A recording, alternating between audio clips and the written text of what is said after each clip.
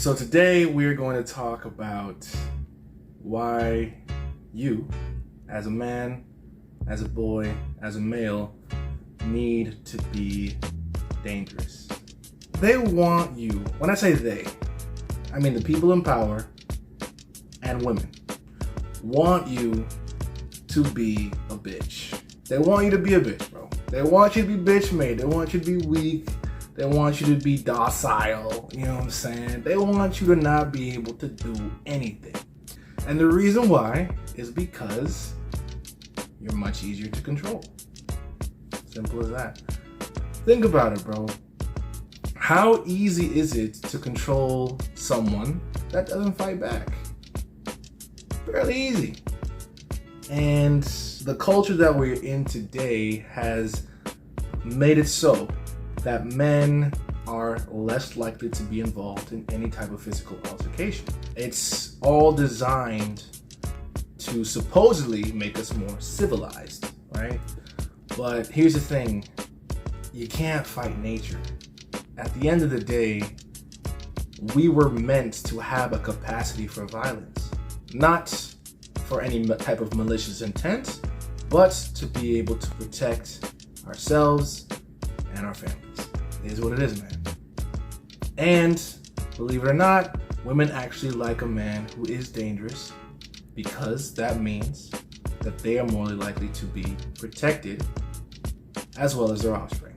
Simple biological triggers that we just can't unlearn. Maybe it could be bred out of us, but as of right now, it's still very, very potent. It's just really hard to find any dangerous men. Dangerous men are rare these days. A lot of men are not dangerous in any sense of the word. I don't want that to be true.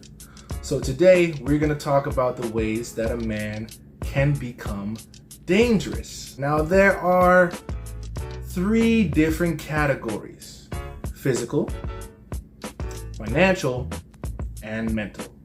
These are the 3 categories. I plan to be all 3 of these categories. I encourage you guys to do this as well. But if you're only one category, that's fine.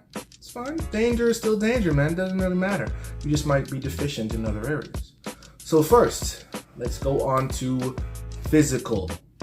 You need to know how to be able to fight. I don't know how to be able to fight. Even if you've never been in a fight, you should know, how it goes. You know what I'm saying? You shouldn't freeze up and I don't know. You should know how it goes. If you don't, that's fine. You need to get into some type of self-defense, martial arts, to shore up the deficiencies in this area. Every man should know how to fight. I believe that is very important. Now, if you don't want to know how to fight, if you don't like violence, you should at least work out. At least work out.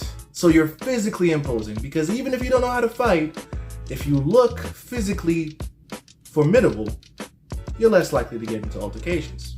Case in point. You know what I'm saying? So it is what it is. Now, the next part of that, know how to handle a weapon. If you don't want to know how to fight, and you don't want to work out, you should know how to handle a weapon.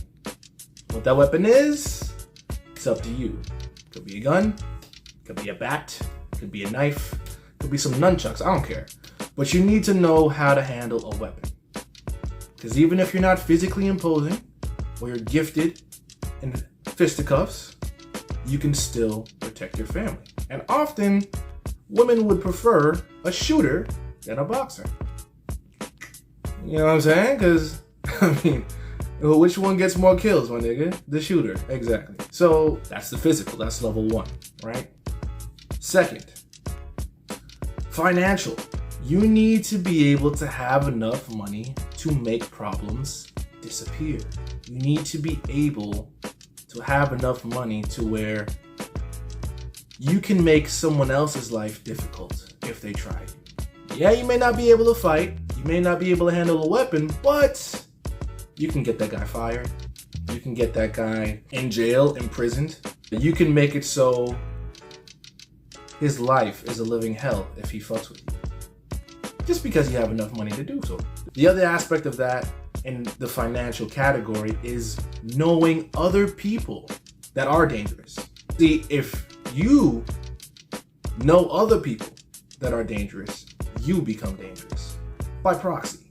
That's the most easy way to get around not being physically imposing, not knowing how to fight, or anything like that. But if you have connections, say, yo, I just need to make one phone call and your ass is grass. People will not fuck with you. It's very simple. Very simple. And often, these are the people that are more powerful in general, because being physically imposing, like I said, is level 1. This is level 2. This is level 2. This is where just your status, just your arena of influence is enough to let people know, okay, I can't fuck with that guy because he knows him, he knows that guy, and he knows that guy. I can't fuck with him. Or I can't fuck with him because he has enough money to make my life a living hell. Now, the third one, mental. You need to be able to have some sort of willpower, some sort of fortitude, mental fortitude. Because the other two, they make you dangerous. But when your mind is sharp, when your mind is strong, when your will is damn near unbreakable, nothing can stop you from accomplishing whatever it is you need to accomplish. Nothing can stop you. There's nothing more dangerous than a man that has nothing left to lose. When he has nothing left to lose, it's freeing in a sense, because there's nothing holding him back from doing whatever to whoever to get whatever he wants. So if you are not physically inclined, not financially inclined, the third and most impactful level is also the cheapest level. You need to be able to make sure that your mind is like iron, steel, like diamond. You need to be able to make sure that you have boundaries, you have principles, you have certain morals and values that you hold dear. That you say, okay, this is a line that I will never allow anyone to ever cross. You have to have that. If you have nothing else from this list, you have to have mental fortitude. You have to be able to stand on your principles and on your beliefs. It's necessary, because if you do have this, then it's easy, quite easy to build on it with the other two. Quite easy to get physically capable if your mind is a steel trap. It's quite easy to get financially capable and to meet like-minded individuals if they can tell, okay, this guy's a killer just like me. Not a little killer, but the capacity. Bruce Lee once said, it's always better to be a warrior in a garden than a gardener in a war. You should have the capacity for violence, but the knowledge and the wisdom to show restraint. Because when violence is required, you need to be the one that is able to step up. Now, society may vilify you, may say, hey, we don't need to do that anymore. We have laws in place. But let's be honest, bro. This world it's on a peculiar trajectory, and let's just say it's gonna be important to be capable, to be formidable, to be dangerous in the coming years. You never know. Something might pop off. Maybe you want to be, prepared. Just saying. Just a hunch. And also, please remember that this capacity for violence is not just so you can gain the respect of other men, but it's also so that you can protect your family, if you choose to have them. One of the best feelings is having your son look at you like you're a fucking superhero, just because he knows that if shit hits the fan, you got it. And a woman is so much more cooperative, so much more agreeable, so much more submissive when she knows that you can protect her. That's it for today. Remember, just to recap, you gotta be dangerous, physically dangerous, know how to fight, know how to handle a weapon, financially dangerous, have enough money to make yourself a problem, or know a lot of people that can make anyone's day a problem.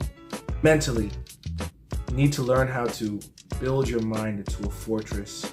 You need to be able to have the willpower to stand on your beliefs, hold yourself accountable, hold others accountable, and just be strong mentally. These are 3 ways that you can be dangerous. I plan to master all 3. So most men don't ever master any of them. Try to get one. At least one. At least one. Anyway, you're welcome.